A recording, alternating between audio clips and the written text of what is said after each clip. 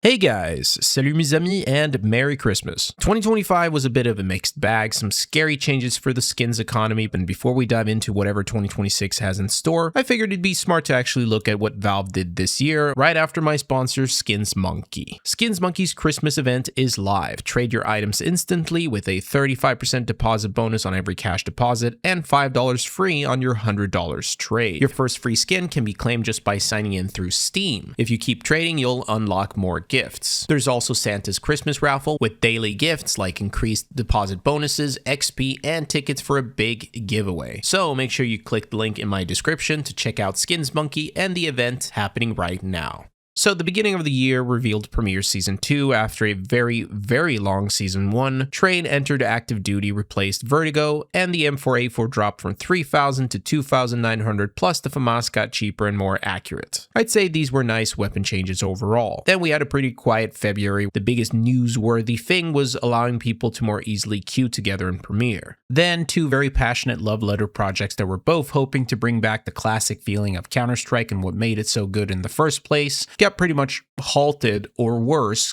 cancelled by Valve. Legacy is the only one with an open ending here. Last post was, however, in July, so it's hard to say where they stand today. Hopefully more news will come in 2026. Then the Spring Forward update hit us during April Fools with tons of new skins, which is what everybody was certainly asking for when the game was in heavy need of gameplay improvements, and the other two projects that I just talked about were at risk. So really, the only MVP of this update was Banana growing wider. After that, Valve took a break, then dropped something in May called Mission Possible, which was basically Valve's way of saying, here's weekly missions instead of a real operation. We did get Agency back, which was nice, and some pretty good community maps, but overall, it felt like Valve under-delivered immensely, especially with a pretty long break. After this, Valve kinda got the memo and actually started working on small but important fixes and firing jitter fixes that made recoil feel better, which by the way was picked up by the community once again. Then June happened, the Austin Major. They brought back bordered stickers for the first time in years. And the paper stickers had this glowing effect when scratched, made them look pretty cool. Oh, and this major also introduced the playoff highlights we just talked about last video, and quick reminder, Vitality won. Now we get to July, and this is where 2025 really turned up with three massive updates basically in once. First, Premiere Season 3. Overpass replaced Anubis in active duty, and CTs now earned $50 extra per kill, with the trade-off being a less overpowered MP9. The useful thing to get from this is how both Premiere Seasons had a map rotation, so we know what to expect for Season 4. But the second update in July was the really not so liked trade reversal update, which was ass back then. Things have largely stabilized with third-party platforms adapting today, but it's still ass. Hopefully no more big surprises like this. Just you wait.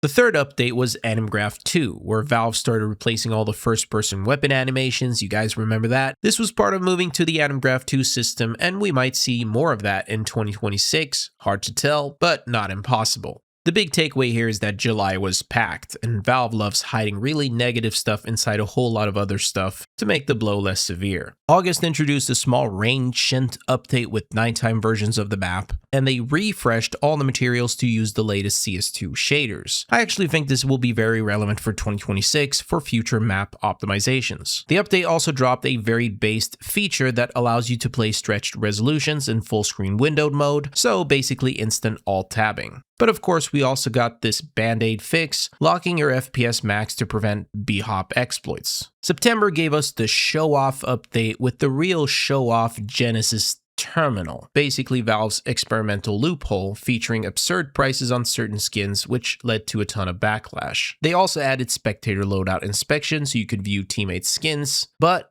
I gotta say, this month was actually an absolute banger for gameplay reasons. And they finally fixed B-hop after months of complaining. So in terms of gameplay and movement, September delivered and basically got CS2 back on track. Then October happened and somehow Valve managed to one-up themselves with the new trade-up contracts update. This was the biggest news of the year, the biggest news in years actually, and the market took a huge dump, but looking at it today, it's recovered quite well, at least on paper. but the biggest takeaway is that there's no telling if Valve is planning something big like this again in 2026. We've already gotten 2 of these big changes this year. It feels like the doors are now open. November gave us the Budapest Major with a well-requested BO5 finals, but the big deal here was sticker slabs. Basically, hold any sticker to display it without permanent application. Community actually liked this one. I'd say this was the favorite cosmetic update this year, and we also got a very long-awaited final fix to surfing, more or less. At least, surfing is back on the menu. December ended with Vitality winning the major, again. And the most interesting news this month was certainly the workshop update with the new flat fee agreement, Valve teasing us with a new future update, but also the fact that they decided to remove rare weekly drops. But that's 2025, so what does it mean for 2026? After covering the entire year and all of its updates, here's what's most likely going to happen. Premiere Season 4 will drop in January. It matches previous seasons and works with the ending of the Budapest Major.